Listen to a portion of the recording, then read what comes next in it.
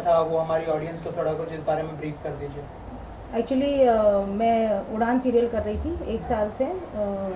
सरोज काकी का कैरेक्टर था मेरा। बट वहाँ पे ये भैया जी जो हैं साई बिलाल, उन्होंने मुझे मतलब थोड़ा सा हैरेसमेंट वहाँ पे चालू कर दिया था। And he would send me this porn clippings plus मतलब काफ़ी ऐसे टेक्स्ट मैसेजेस और क्लिपिंग्स आते थे। और उसकी वजह से जब मैंने प्रोड्यूसर को कंप्लेन किया तो उन्होंने मुझे इस रोल से निकाल दिया। मैं इसलिए ये लड़ाई लड़ना चाहती हूँ क्योंकि basically I am a principal, और उसकी वजह से ये ऐसा हो गया है कि एक लेडी को इतना इनजस्टिस क्यों सहन करना पड़ता है। और हमारे लॉयर आपको बता देंगे कि इसमें क्या है, आपको क्या ज़्यादा जानकारी चाहिए है, आप इनसे पूछ लीजिए के बारे में कि साई बिलाल को आप किस नज़रिए से देखती हैं और क्या चाहती हैं? मैं ये चाहती हूँ कि मुझे जस्टिस मिले। मैं ये चाहती हूँ कि मैं ये लड़ाई जो लड़ रही हूँ, मैं जानती हूँ कि मैं अकेली लड़ रही हूँ। हमारे लॉयर्स जो हमारे साथ हैं वो हमारी बहुत सहायता कर रहे हैं। मुझे इस लड़ाई में आगे वो मुझे लेके जा रहे हैं, क्योंकि मैं जानती हूँ ये लड़ाई आधी लड़के लोग पीछे हट जाते हैं, मगर मैं इसलिए लड़ना चाहती हूँ क्योंकि मैं खुद के लिए नहीं, मैं दूसरी औरतों के लिए जो इस इंडस्ट्री में फ़ीमेल्स हैं, जो ये फ़ीमेल्स ऐसे सेक्सुअल हैरेसमेंट या इस तरह की जो भी चीज़ें चलती हैं फिल्म इंडस्ट्री में, उसकी वजह से जो भी उनको तकलीफ़ें होती हैं और वो बेचारी चुप हो जाती है, वो कुछ बोल नहीं पाती है। बट क्योंकि मैं ये एक पैशन के तौर पे करती थी और ये मेरी लाइन इतनी नहीं है, क्योंकि मैं प्रिंसिपल हूँ एक प्री स्कूल की, तो मैं चाहती हूँ कि मैं ये लड़ाई इसलिए आगे लड़ूँ कि दूसरी लेडीज़ को ये हैरेसमेंट नहीं होना चाहिए और आगे ये फिल्म इंडस्ट्री में चीज़ें नहीं हों और ये बंद हो जाए। मैम, जैसे कि आपने कहा कि पॉर्न क्लिपिंग्स भेजते थे और घटिया मैसेज करते थे, तो ऑन सेट कैसा व्यवहार था उनका आपके साथ? किस तरह से व्यवहार करते थे आपके साथ और किस तरह से इंटरेक्शन होता था आप दोनों के बीच? ऑन सेट पे ऐसा था कि हम लोग एक दूसरे से ज़्यादा मिलते तो नहीं थे, क्योंकि वो ठाकुर साइड के थे, हवेली साइड के, और हम गांव साइड के थे। मगर जब भी मिलते थे वो अपना मतलब कुछ भी बोल देते थे कि तुम बहुत सुंदर हो, तुम्हारी स्माइल बहुत अच्छी है, तुम्हारी पर्सनालिटी बहुत अच्छी है, मुझे मिलो, मेरे रूम में आओ, जो भी इस तरह की बातें करते थे। काफ़ी घटिया बातें भी करते थे, मगर मैं उनको सर प्लीज़ आप मुझसे ऐसे, हालांकि मैं उनको हमेशा सर करके बोलती थी, आप प्लीज़ हमसे ऐसी बातें मत कीजिए।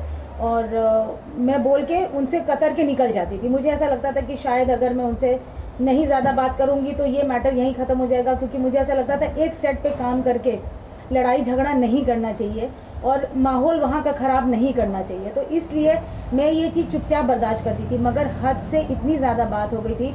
और किसी ने, जब मैंने कंप्लेन किया, किसी ने हमारे जो सीनियर एक्टर्स थे, जो हम 1 साल से काम कर रहे थे, किसी ने मेरा साथ नहीं दिया, यहाँ तक कि प्रोड्यूसर ने मेरा साथ नहीं दिया। तो मुझे ऐसा लगा कि अब मुझे ये लड़ाई लड़नी है।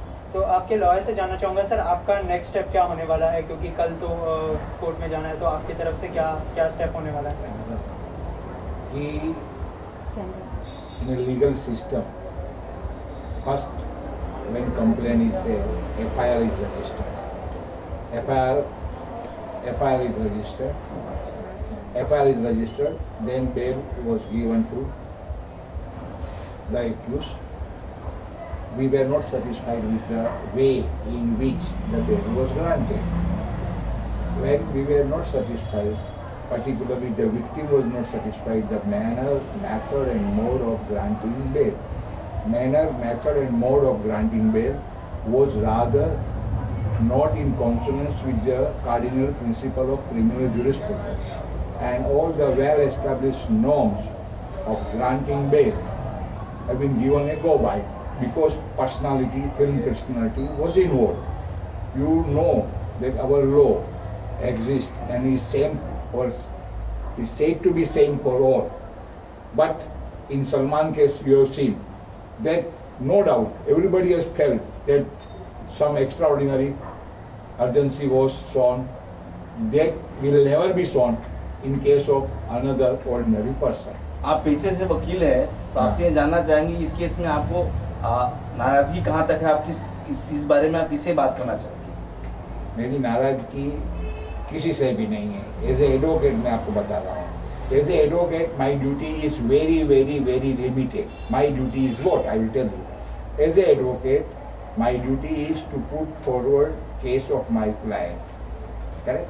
So, as an advocate, my endeavor is to see to it, to ensure that my client gets full justice. And for that, as an advocate, I can do is that my endeavor is to arrive at a correct position of law and to proceed therefrom to a proposition of law applicable in her case so that she get ultimate justice. क्या court इनके case में जिस तरह से follow होना चाहिए नहीं कर रही है या कहीं रुकावट आ रही है? See, I'll tell you one thing. There is one celebrated case about rape of a sister, Meena Barua, in Orissa. She was a nun or a sister, Meena Barua, and she belonged to a church. She was raped by the mob. She failed to get any justice from any corner. Ultimately, our Supreme Court at Delhi rather set the thing right. So, she lost before Session Court, she lost before High Court. Ultimately, Supreme Court came to her rescue and they have realized the judicial magistrate who conducted identification parade in case of a rape matter deliberately bungled up the matter. And as a result of that, it has so happened that her entire complaint would have become infructuous. But ultimately she got justice, and that case is reported one, and that case is being followed in such kind of woman harassment. And this particular case, Meena Barua case versus State of Orissa, was reported in 2014 AIR SCW, page number 14, and that case is a landmark judgment rather, that what are the powers of the court, and if someone play mischief or if any injustice is done, then person will get, see by this judgment what happens, that victim really gets that if truth is on your side, you need not worry about all other factors, side factors, face value, everything, don't worry about it. Ultimately you will get justice one day. It may be a long way, but our system is such that it grinds slowly but surely. So you need not worry. Ultimately, the law of the land will prevail, but you have to undergo struggle. And see, delay defeats the equity. We say our courts are so overburdened. We cannot find fault with our court even. Our system is such. Our courts are so much overburdened that mala vel nahi, that one sentence is sufficient. So casual approach in case of a rather threat of acid attack on a woman also is taken in that fashion only. Mala vel nahi. So ultimately this is going to boomerang one day on system and boomerang one day on society even. That court is not having sufficient time. That is not finding fault with any particular judge. That is our system itself is such that is unable to take up the cause expeditiously. And for that we don't have sufficient means. वकील साहब, मैं आपसे पूछना चाहूँगा कि Yes. System के साथ साथ जब आपने पहली बार इस केस को पुलिस स्टेशन में केस दर्ज कराई गई और आज तक लेकर इस केस को कहाँ सस्पेंशन है, कहाँ संदेह जैसी कौन सी दृष्टि से आप देखते हैं? इसके लिए बाद में ये इंटरव्यू यानी ये खत्म होने के बाद में इन्होंने खुद ने प्रेसिडेंट और प्राइम मिनिस्टर को एक लेटर लिखा था, चीफ जस्टिस ऑफ इंडिया को. वो लेटर की कॉपी सर्कुलेट प्रेस के करेंगे so that you will understand that see there are so many things which can not be across the table, which can not be narrated. There so many details are there, so many nitty-gritties are there, there are so many technicalities are there. So all these, there are two main letters, one written by her to the President, Prime Minister and Chief Justice, and second, when she received a acid attack threat, she has written again. Both these letters will clarify everything. Any journalist, anyone who has got a curiosity or anyone who is interested in finding out the truth will get everything, every answer by these two letters only. See, as far as I am concerned as an advocate, the bail which was granted by Borivali court, we have challenged this before the session court by way of moving an application for cancellation of bail.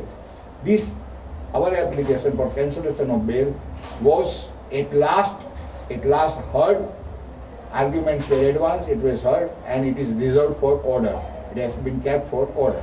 Ma'am आपसे जानना चाहूँगा कि आपके पास proof आपने संभाल के रखे इस बात को लेकर, और जब कंप्लेंट हो गई फिर उनका क्या रिएक्शन था इस बात को लेकर? कोई धमकियाँ या फिर ऐसी कोई बात हुई आपके साथ?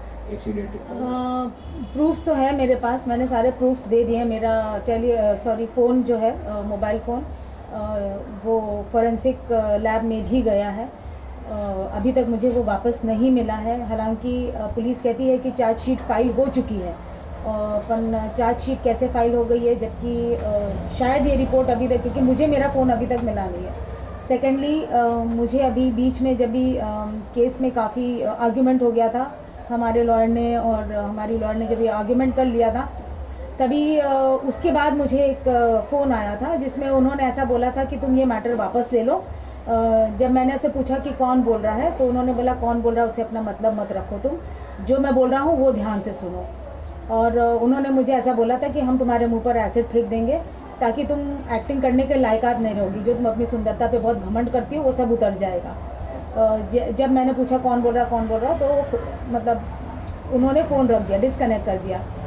मैं तुरंत उसी रात को मैं पुलिस स्टेशन गई। मैंने बोला कि ऐसा मुझे एसिड अटैक का थ्रेट आया था।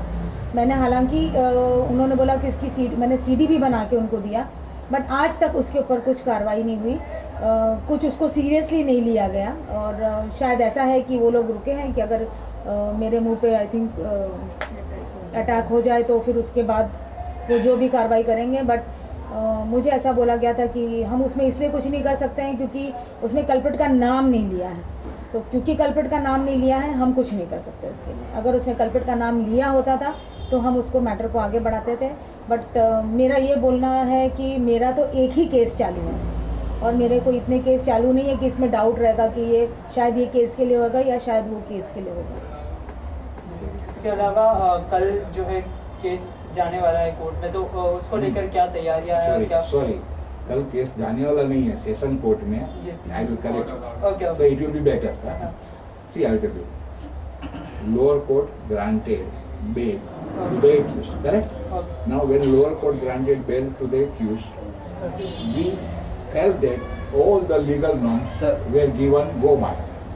चलिए हम आपसे जानना चाहेंगे कि आप इस केस को किस तरह से अपने डैड की हेल्प कर रही है और किस अपडेट क्या है इस केस का? जो भी ज़रूरत रहेगी, किस स्टेज पे क्या करना है, कैसे रिप्रेजेंटेशन करना है, क्या ड्राफ्टिंग करना है, और जो भी जज के सामने क्या मैं आपको बीच में रोक रहा हूँ। आप एक महिला है और एक महिला का केस आपके हाथ में है। हाँ। तो महिला के दर्द को आपने किस तरह से उबार करके कोर्ट के सामने रखा, जरा उसे कैमरे के सामने दर्शकों को वो जज के सामने मेरी तरफ से पूरी ठीक तरीके से रख दिया गया है और उस पर अभी ऑर्डर्स के लिए ऑलरेडी मैटर कल पोस्टेड है। और जो विक्टिम है उनको भी लगा है कि जो मैटर मैंने रिप्रेजेंट किया है as her advocate, it was much better than her own expectation. So जो भी ज़रूरत थी मैटर में, जो भी अपने हमें जजमेंट देने थे, जो भी साइटेशंस देने थे, जो भी हमें रिप्रेजेंट करना था, जो हमें एसिड अटैक का थ्रेट मिला था, उसके बाद हम लोग ने पुलिस के साथ फॉलोअप किया है। उसके बाद हम लोग ने मेंबर ऑफ पार्लियामेंट के साथ और जो भी फॉलोअप किया है वो सारे पेपर्स हमने कोर्ट में सबमिट किए हैं।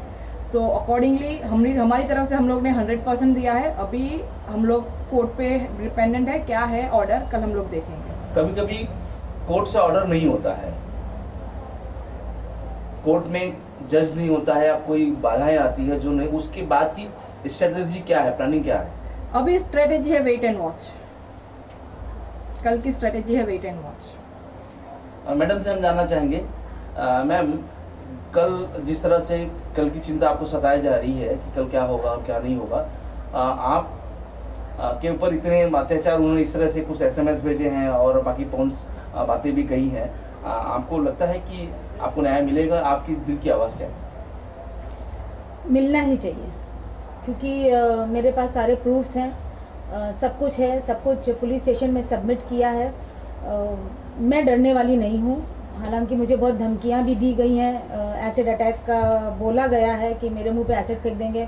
मैं उनकी भी मतलब फैमिली लोगों की तरफ से कि उड़ान की टीम की तरफ से मुझे भी धमकियां ये आई थी कि हम देखेंगे कि तुम्हें आगे इंडस्ट्री में काम ना मिले।